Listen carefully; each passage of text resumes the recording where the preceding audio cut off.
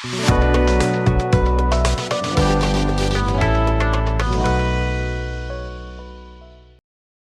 आज का हमारा टॉपिक होने वाला है लूप्स इन जावास्क्रिप्ट।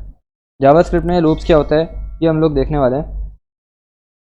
तो लूप्स बेसिकली तब यूज़ होते हैं, जैसे कि यहाँ पे लिखा हुआ भी है कि अगर आप लोग कुछ कोड अपना बार बार चलाना चाहते हो एक सीरीज़ में। लाइक हमने जो फंक्शन बनाया था ना, फंक्शन में तो क्या सीन था कि हम लोग कोड पहले से लिख सकते थे और जब भी हमारा मन होता था तो हम लोग उस कोड को यूज़ कर लेते थे कॉल करके फंक्शन को। लेकिन अगर हमें कुछ सीरीज़ में कोई चीज़ करनी है, लाइक अगर मैं आपसे बोलता हूँ कि एक काम करो 10 बारी हेलो प्रिंट कर दो, तो आप कैसे करोगे? आप अगर नॉर्मली करने जाओ बिना लूप की हेल्प के, अगर आपको पता ही नहीं है लूप भी कुछ होते हैं, तो आप 10 बारी अगर आपको हेलो प्रिंट करना है तो आप यहाँ पे लिखोगे हेलो और इसे आप लोग 10 बारी कॉपी पेस्ट कर दोगे, ये आपको 10 बार हेलो प्रिंट करके दे देगा यहाँ पे।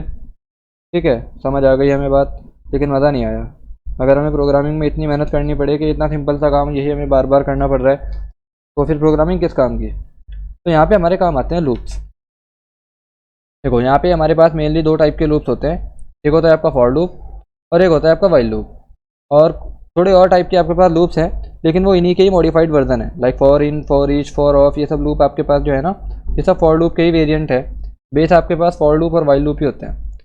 और फॉर लूप आपके पास इस तरीके से काम करता है कि आप यहाँ पे कुछ नंबर ऑफ टाइम्स बता देते हो कि इतनी बारी हमें कोड रन करना है, वो हो जाता है। और वाइल लूप में आप एक कंडीशन बताते हो, उसके अकॉर्डिंग रन होता है। अभी आपको थियोरेटिकली बिल्कुल समझ नहीं आया होगा, कोई बात नहीं, लेकिन हम लोग अभी एग्जाम्पल के थ्रू समझते हैं। अब जैसे यहाँ पे फॉर लूप का एग्जाम्पल दिया हुआ है, अभी हम लोग बना के देखते हैं फॉर लूप को यूज़ कैसे करना है। देखो अगर आपको यही सेम काम लूप के थ्रू करना है ना, आपको 10 बारी अगर हेलो प्रिंट करना है, तो आप यहाँ पे यूज़ करोगे फॉर लूप का, या फिर वाइल लूप का, किसी का भी कर सकते हो आप। तो फॉर लूप अगर यूज़ करना है ना, तो उसके लिए आप सबसे पहले तो कीवर्ड लिखोगे फॉर, उसके बाद एक सेट ऑफ पैरेंथेसिस, और इसके अंदर आपको कुछ बताने हैं, कुछ कोड आपको यहाँ पे लिखना है जो कि कंपलसरी है। लाइक सबसे पहले तो आप एक वेरिएबल इनिशियलाइज़ करोगे। आपने कहा ठीक है एक वेरिएबल इनिशियलाइज़ करना है ना, तो हमने आई को इनिशियलाइज़ कर दिया। अब आई को इनिशियलाइज़ कहाँ से करना है, लेकिन आई में वैल्यू क्या डाल लें, तो आप इसमें वैल्यू डालो 0। या पहले मैं आपको एक लूप बना के दिखाता हूँ, फिर समझाता हूँ ये काम कैसे कर रहा है।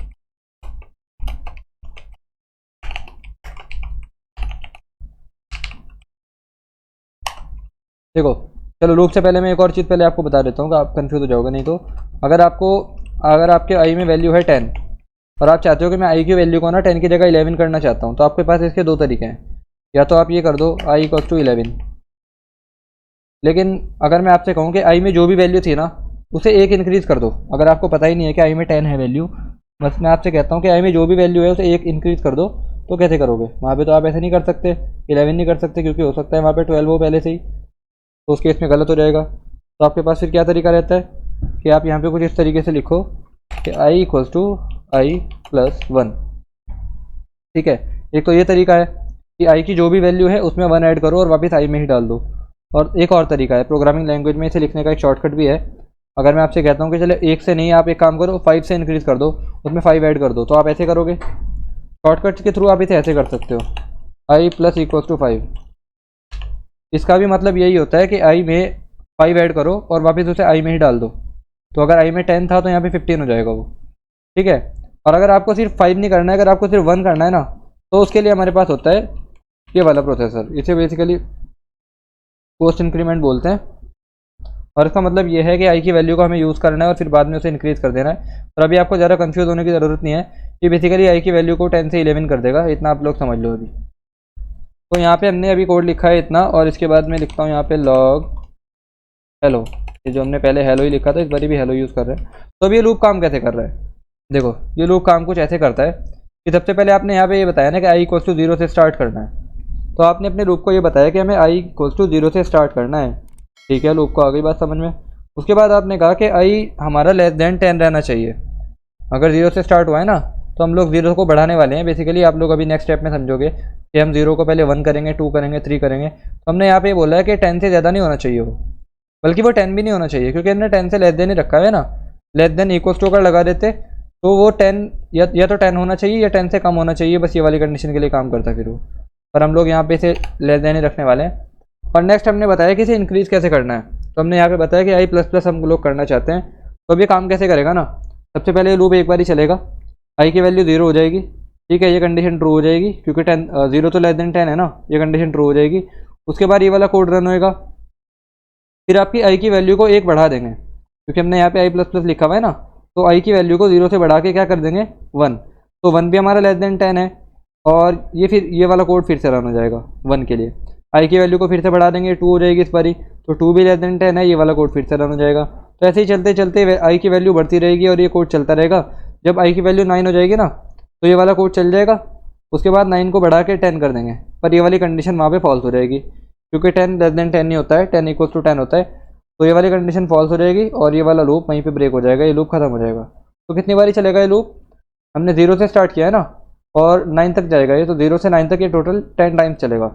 अभी हम इसे सेव करते हैं, तो यहाँ पे देखो आउटपुट आपको यहाँ पे जो 10 मिल रहा है ना, बेसिकली इसका मीनिंग यही है कि यही सेम चीज़ यहाँ पे 10 बार लॉग हुई है, इस वजह से यहाँ पे 10 दिखा रहे हैं।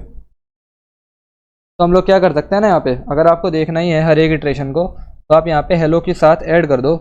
क्या ऐड कर दो? आई ऐड कर दो। तो आई की वैल्यू जो भी होगी ना हर एक इटरेशन में, वो यहाँ पे लॉग होती रहेगी इसके साथ साथ। ये देखो, hello 0, hello 1, hello 2, hello 3, hello 4, hello 5, hello 6, hello 7, hello 8, hello 9, इस तरीके से। सिंपल है बिल्कुल। तो ये तो था आपके सामने फॉर लूप का एग्जांपल। अब इसमें कुछ और आपके पास फ्रीडम है, लाइक जावास्क्रिप्ट के स्पेशल फीचर्स हैं कि आप चाहो तो यहाँ से ना ये इनिशियलाइजेशन हटा के इसे लूप से पहले भी लिख सकते हो यहाँ पे। बस आपको यहाँ पे सेमीकोलन का ध्यान रखना है कि अगर आप इसे यहाँ पे इनिशियलाइज नहीं कर रहे हो ना, सेमीकोलन ज़रूर लगाना है। उसे जावास्क्रिप्ट समझ जाएगा कि ये वाली जो कंडीशन है ना, ये सेकंड आर्गुमेंट है, फर्स्ट आर्गुमेंट मिसिंग है यहाँ पे, जावास्क्रिप्ट समझ जाएगा इससे। और इसे आप लोग यहाँ से हटा के बेसिकली लूप के यहाँ पे भी लिख सकते हो अपनी स्टेटमेंट के बाद। ये अभी सेम ही काम करेगा, ये देखो सेम ही आउटपुट है अभी भी। तो ये तो था आपके पास फॉर लूप का एग्जांपल, और इसमें आप लोगों को बेसिकली समझ आया होगा कि हम लोग स्पेसिफिक नंबर ऑफ टाइम्स के लिए अपना कोड चला रहे थे। ठीक है, वाइल लूप भी आपको लगेगा कि सिमिलर ही है, लेकिन दोनों में डिफरेंस होता है। देखो वाइल लूप कुछ इस तरीके से काम करता है कि आप यहाँ पे बोलते हो, सबसे पहले तो आप लिखते हो वाइल, उसके बाद आप ब्रैकेट में लिखते हो कंडीशन, और उसके बाद आप यहाँ पे लगाते हो कर्ली ब्रेसेस और यहाँ पे लिखते हो अपना कोड। अब इसका एग्जांपल कुछ ऐसा रहेगा, जैसे हमने कहा अपने वाइल लूप से पहले ही कि लेट आई इक्वल टू 0। ठीक है, जो हमने पहले फॉर लूप बनाया था ना, उसी वाइल लूप के थ्रू कर रहे हैं अब।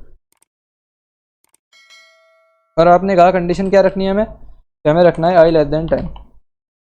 ये है हमारी कंडीशन, और हमें कराना है लॉग हेलो। और ये सब करने के बाद हम आई को इंक्रीज़ भी करना चाहते हैं, ताकि वो इंक्रीज़ भी होता रहे। अगर हमने आई को इंक्रीज़ ना किया ना, हमारा प्रोग्राम क्रैश कर जाएगा, हमारा ब्राउज़र भी क्रैश कर जाएगा, क्योंकि आई हमेशा 0 रहेगा और आई की वैल्यू हमेशा लेस देन 10 रहेगी। तो ये इनफाइनाइट नंबर ऑफ टाइम चलता ही चला जाएगा प्रोग्राम, ये कभी रुकेगा ही नहीं। तो आपको इंक्रीमेंट का बहुत ध्यान रखना है कि आपने कंडीशन किस तरह की लगाई है, और ये प्रोग्राम रुकने वाला भी है या नहीं, क्योंकि कई बार छोटी छोटी मिस्टेक से काफ़ी हैवी लॉस हो जाता है। तो यहाँ पे अगर अब इसका आउटपुट चेक करते हैं, तो देखो 10 टाइम्स हमें हेलो प्रिंट होके मिल गया है, राइट। यहाँ पे देख पा रहे होंगे आप लोग। तो ये हमने किया इस बारी वाइल लूप की हेल्प से। तो इसमें आपको 3 आर्ग्यूमेंट नहीं पास करने होते, यहाँ पे आपको सिर्फ एक कंडीशन बतानी होती है बस। उसके अलावा आपको अगर वेरिएबल इनिशियलाइज करना है वो आप वाइल लूप से पहले करोगे, और इंक्रीमेंट करना है तो वो ज़्यादातर आप एंड में करोगे। तो आप कहोगे सर फॉर लूप के थ्रू भी कर पा रहे थे, वाइल लूप के थ्रू भी कर दिया, तो डिफरेंस क्या है दोनों में? डिफरेंस दोनों में ये है कि आप हर एक फॉर लूप को वाइल लूप से बना सकते हो। ठीक है, इस बात में कोई डाउट नहीं है कि आप हर एक फॉर लूप को वाइल लूप के थ्रू भी बना सकते हो, लेकिन आप हर एक वाइल लूप को फॉर लूप के थ्रू नहीं बना सकते। कई बार ना यहाँ पे वाइल लूप में इतनी कॉम्प्लेक्स कंडीशन लगी हुई होती है कि ये पॉसिबल ही नहीं होता आप उसे फॉर लूप के थ्रू बनाओ। कई बार ऐसा हो सकता है कि आपने यहाँ पे वेरिएबल दूसरा इनिशियलाइज किया है, इंक्रीमेंट किसी और को कर रहे हो, और कंडीशन किसी और वेरिएबल की चेक हो रही है यहाँ। तो उस तरह के केसेस में वाइल लूप ही आपके काम आ सकता है, फॉर लूप वहाँ पे काम नहीं करेगा। और ये आपको शायद अभी थ्योरेटिकली समझ में आ रही हो बात, लेकिन जब आप लोग प्रैक्टिस करोगे और ज़्यादा कॉम्प्लेक्स प्रोग्राम बनाओगे तो वहाँ आपको समझ आएगा कि हाँ वाइल लूप का अपना यूज़ है, फॉर लूप का अपना यूज़ है। बाकी आप लोग इंटरचेंजेबली भी नहीं यूज़ कर सकते हो, हर एक फॉर लूप का वाइल लूप के थ्रू भी बना सकते हो, राइट। तो ये तो है आपके पास मेन लूप 2। इसके अलावा वाइल लूप का ये एक वेरिएशन है हमारे पास, जिसे बोलते हैं basically do while loop. Do while loop में क्या होता है ना, जैसे आपने यहाँ पे लिखा डू, तो आप यहाँ पे क्या करते हो, जो आपको कोड रन करना है ना, वो तो आप लिखते हो यहाँ पे डू वाले पार्ट में, और जो आपको कंडीशन लिखनी है वो आप लिखते हो वाइल में। कुछ इस तरीके से लिखता है ये। तो इसमें क्या होता है ना, वाइल में और डू वाइल में क्या डिफरेंस है? वाइल लूप में तो आपकी कंडीशन पहले चेक होएगी, उसके बाद कोड रन होएगा। ठीक है। लेकिन डू के केस में आपका एक बार ही कोड ज़रूर रन होएगा, उसके बाद कंडीशन चेक होएगी। देखो मैं आपको इसका एग्जांपल ऐसे दिखाता हूँ। जैसे मैंने कहा लेट ए इक्वल्स टू 3। अब मैं कहता हूँ यहाँ पे वाइल ए इक्वल्स टू 5। अगर ए की वैल्यू 5 है ना तो क्या करो, लॉग करो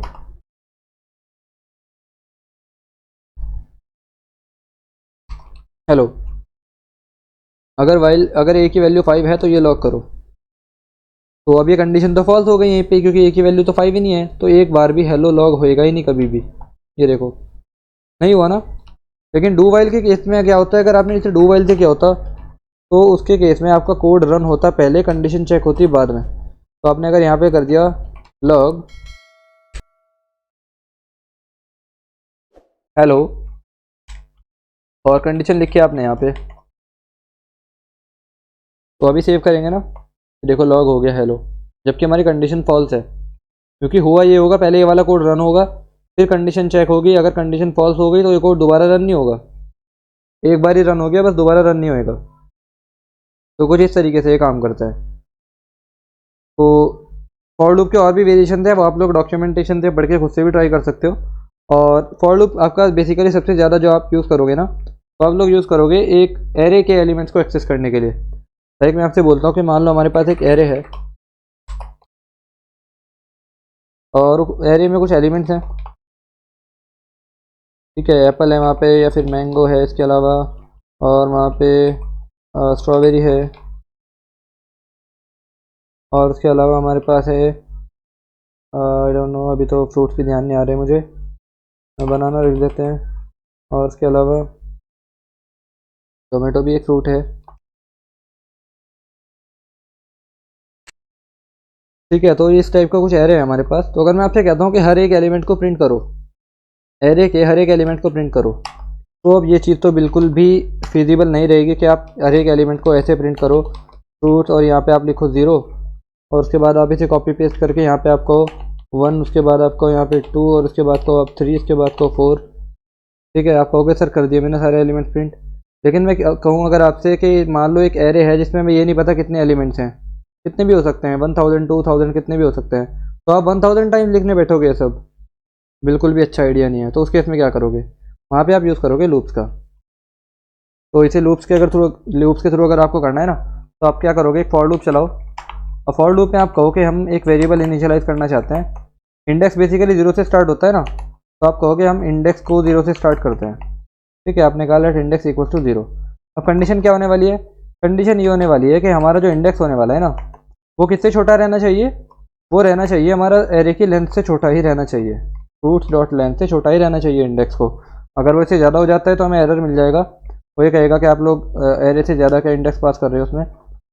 तो और नेक्स्ट हम लोग इसे इंक्रीमेंट करना चाहेंगे इंडेक्स प्लस प्लस के थ्रू, राइट। अब यहाँ पे आप कोड लिखो, हमें इंडेक्स तो मिल गया, हम हर एक इंडेक्स को एक्सेस कर लेंगे एक एक करके, 0 1 2 3 4 5 इस तरीके से। तो अब उस इंडेक्स का करना क्या है, बस ये करना है, हमें लॉक करा देना है फ्रूट्स और इंडेक्स पास कर देंगे यहाँ पे ऐसे। तो हमें सारे एलिमेंट्स यहाँ पे सारे फ्रूट्स प्रिंट होके मिल जाएंगे। ये देखो एप्पल मैंगो स्ट्रॉबेरी, और स्ट्रॉबेरी की स्पेलिंग गलत है यहाँ पे, स्ट्रॉबेरी बनाना टोमेटो, इस तरीके से। तो ऐसे हम लोग एरेज के सारे एलिमेंट्स को एक्सेस कर सकते हैं, मैनिपुलेट कर सकते हैं जैसे भी चाहें। तो आई होप आपको आज की क्लास समझ आई हो। बाकी अगर आपका इसमें कोई भी डाउट है तो आप लोग कमेंट सेक्शन में पूछ सकते हैं। बाकी हम लोग मिलते हैं नेक्स्ट वीडियो में, तब तक के लिए गुड बाय।